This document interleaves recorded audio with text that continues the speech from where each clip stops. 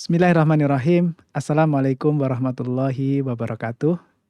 Bapak Ibu calon jamaah haji rahimani wa rahimakumullah. Setelah kita mempelajari tentang Masjid Nabawi, maka berikutnya kita akan berziarah ke makam Rasulullah Shallallahu Alaihi Wasallam.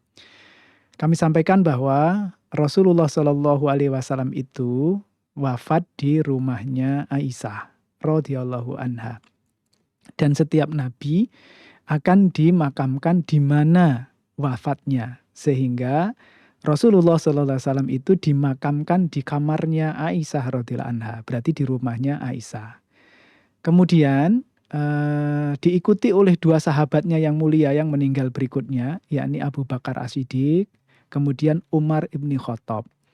Maka ketika Abu Bakar As-Siddiq meninggal, karena Abu Bakar As-Siddiq ini adalah sahabat yang termulia dari Rasulullah SAW, maka kemudian dimakamkan di samping Rasulullah SAW. Kemudian ketika Umar radhiyallahu anhu juga meninggal, kemudian juga dimakamkan di sampingnya lagi.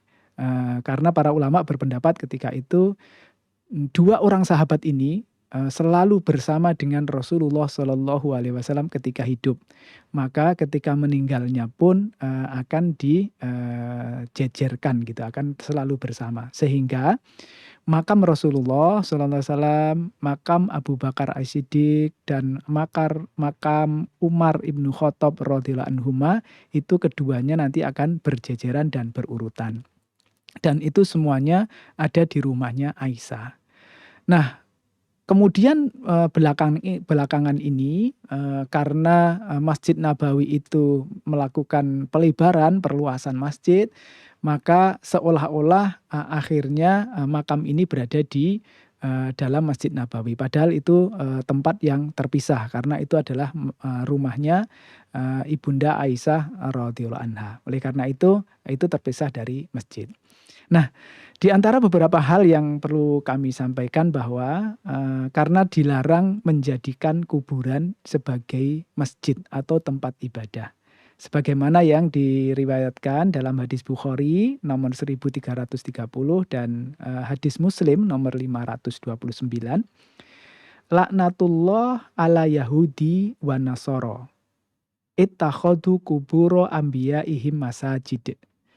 Laknat Allah atas orang-orang Yahudi dan Nasrani yang mereka itu menjadikan kuburan nabi-nabi mereka sebagai masjid atau tempat beribadah. Nah, oleh karena itu, maka dalam kuburan kita tidak boleh beribadah. Dan ad-du'a'u muhul ibadah. Dan doa itu adalah intinya ibadah. Oleh karena itu kita dilarang meminta-minta di kuburan.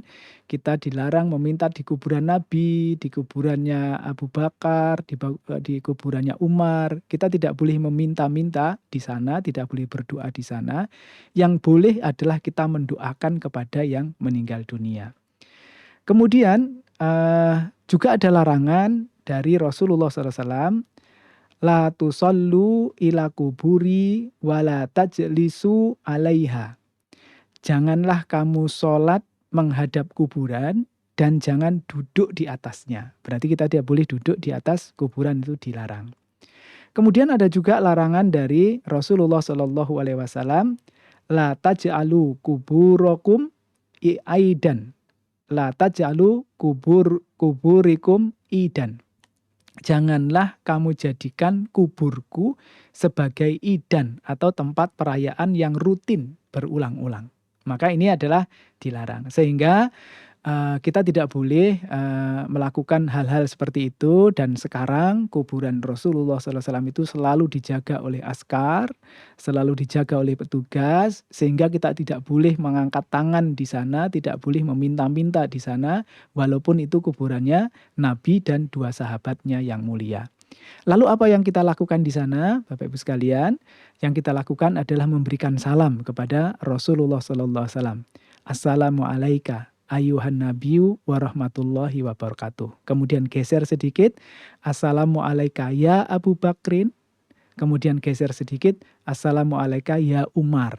Jadi kita memberikan salam kepada Rasulullah, Nabiullah Muhammad SAW, kemudian salam kepada Abu Bakar As-Siddiq, kemudian juga salam kepada Umar bin Khattab radhiyallahu anhuma. Itulah yang disyaratkan, dan ketika panjenengan nanti sudah masuk di Masjid Nabawi dan sudah selesai di Raudhah, kemudian keluar sedikit maka akan melewati nanti makam Rasul, makam Abu Bakar, dan makam Umar sebagaimana yang dalam gambar, dan itu selalu dijaga oleh askar.